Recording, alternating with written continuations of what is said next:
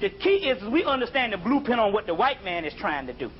You see what I'm saying? What the white man is trying to do. Now you see every time you turn around, like they say, they got the sisters freaking in every doggone thing. You see what I'm saying? So that's interesting too. Now it's interesting because we got some new information. First of all, we know that the whole OJ thing is back. Now I told you, and it's funny, and this is the funny part about it, how stuff play out. Now I told you last year that we had found that the O.J. Simpson trial was an ancient trial, that they talked about this great trial that would be held in Egypt in the last days, where they would try to mess the credibility of the black man up. So don't look at O.J. as the figure. Black people was on trial.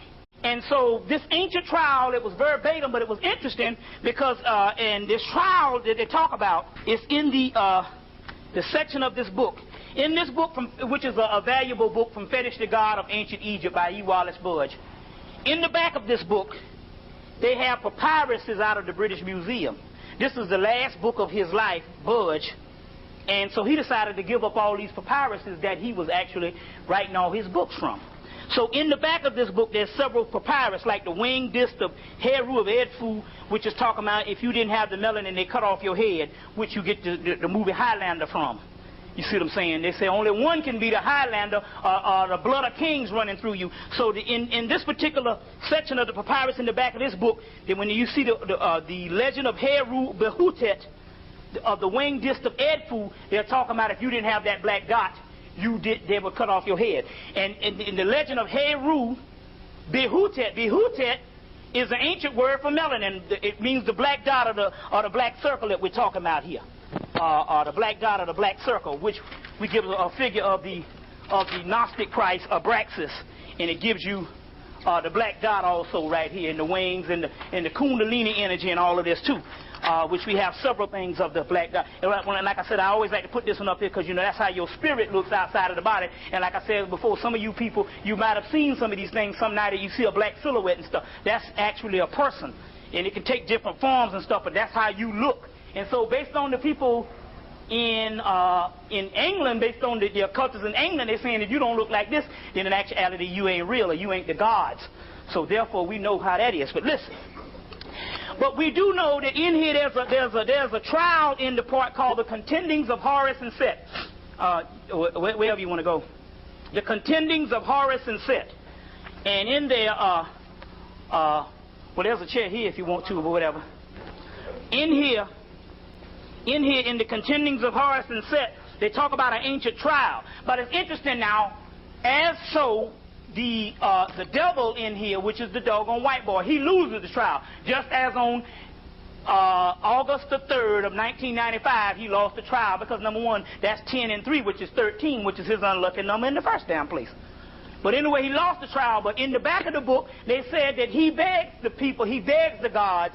When the devil loses, he said, no, I want a second trial. Now, what are the odds of that shit? Say, I want a second trial, which he ends up losing anyway. So it don't necessarily mean that it doesn't necessarily mean that OJ is going to win the trial. But what it does mean is that basically, this second trial is showing you that this beast is so much of a beast that he can't forget certain amount of things. Now, in 1936 or 35 or 36, they had another crime of the century where they killed this white boy, that Jew boy, for the Limburg baby. Now and all of a sudden now they brought this movie out, The Crime of the Century, and where the white boy literally killed this person because they needed somebody, and because he was this Jew person that they didn't like. Now, isn't it funny that almost 60 years later they would have another trial? You see what I'm saying?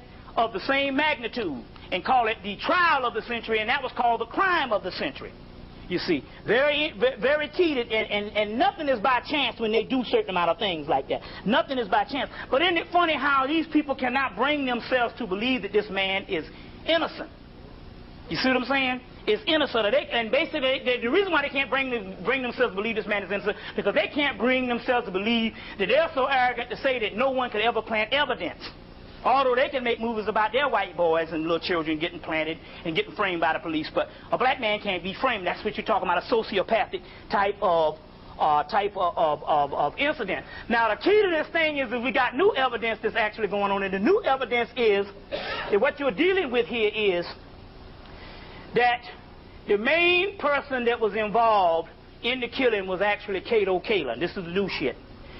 Cato Kaelin is the one that gave him the gloves, gave him the boots, and gave him all the stuff. You see what I'm saying?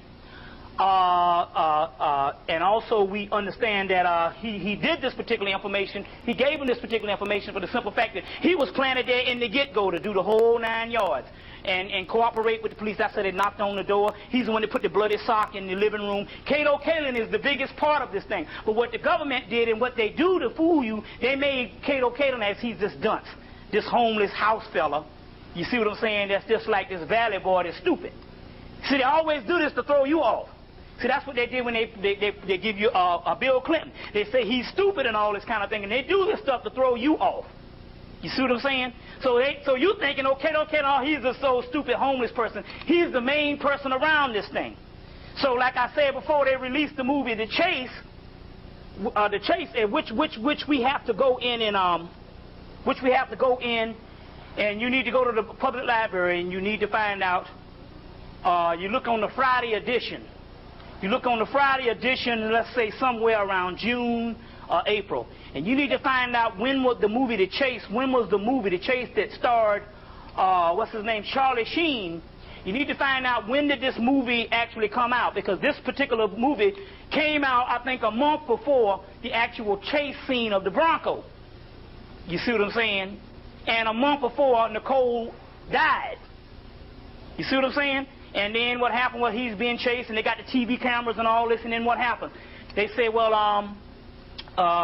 he said, I was accused of something I didn't do. I was an innocent person. He said, what happened? He said, but they accused me, and I got time, because they expected O.J. Simpson to get time.